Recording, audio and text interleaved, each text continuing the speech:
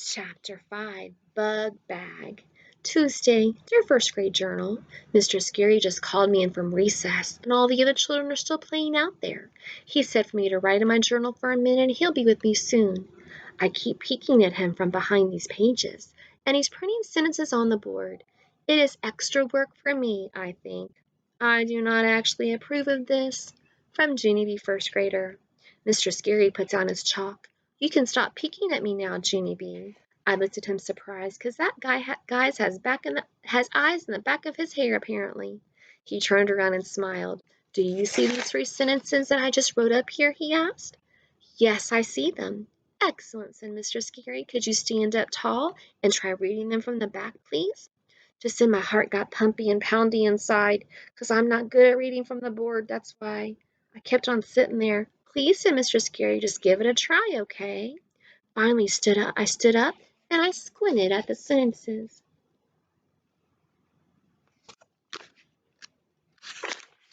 And I read real slow.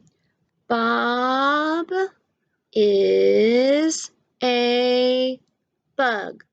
A bag? I read. I did a teensy frown at that news. Really? Bob is a bug bag? Mr. Scary pointed to a sentence number 2. Try this one, he said. I squinted some more. I like my hog spit. I looked at my teacher very curious. These sentences are just oddballs, aren't they? Mr. Scary pointed to the last one. Just one more to go, he said. This time I stretched my neck and I strained my eyes. Jack is going to, and I scrunched my eyes even smaller. To jail, I read. Really? No fooling? Jack who? Mr. Scary came back to my seat and he took my hand and walked me closer to the board. Could you try reading them again from here, Junie? I made my voice real whiny. But I don't want to read them again, Mr. Scary. I already know what they say. Just one more time, he said. So finally I did a big breath and I read the sentences in a row. Bob is a big boy. I like my dog Spot. Jack is going to Jill's.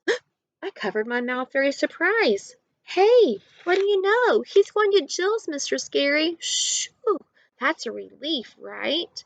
Mr. Scary laughed. Right, he said. After that, I headed for the door. Okie dokie, well, I guess I'll be getting back to recess, I said. See ya. I waited for him to answer, but he didn't say see ya. See ya, I said a little bit softer. Then Mr. Scary shook his head no, 'cause too bad he had other plans for me. Mr. Scary took my hand, and he walked me out of room 1 down the hall. You and I are going to go visit Mrs. Weller, Junie. You remember Mrs. Weller from last year, don't you? I shook my head no, because that name did not ring a bell. Mostly I would just like to remember recess, I said. Mr. Scary patted my shoulder. Mrs. Weller is a lovely person, he said. Well, recess is a lovely person, too, I said. Mrs. Weller is a school nurse, he said. I quickly stopped walking because the school nurse is where you go when you're sick or tired, and I was totally fine. But I'm in good shape, I said. See me? I don't need a Band-Aid. Mr. Scary smiled, and he pulled me along again.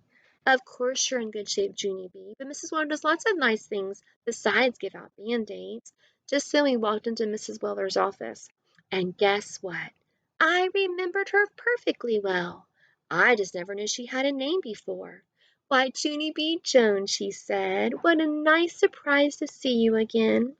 It's a surprise to see you, too, I said, 'cause I'm not even sick or tired. Plus, also, I'm supposed to be on the playground right now. Mrs. Weller laughed out loud, only I don't know why. After that, she and Mr. Scary whispered, real quiet to each other. Then finally, Mr. Scary patted my shoulder. I'm going to leave you with Mrs. Weller for a while, Junie. The 2 of you are going to play a game with her eye chart, okay? Here's a picture of Mr. Scary talking to Mrs. Weller, the school nurse. All of a sudden, my stomach felt kind of jumpy, 'cause playing a game with a nurse did not sound like fun. No, I said in my head, it's not okay. Mr. Scary waved. See ya, he said, and I watched him go, and I did not say see ya back.